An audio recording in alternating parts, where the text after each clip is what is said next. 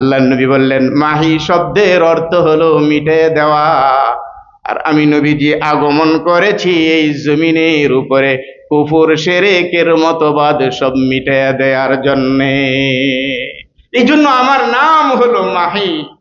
मोहम्मद ने आकर कुफर को मिटाया, कुफर को मिटाकर सदाकत बताया। কেমনে মিটছিল? নবীজি করিম সাল্লাল্লাহু আলাইহি সাল্লাম পৃথিবীর জমিনে এখনো স্পর্শ করেন নাই।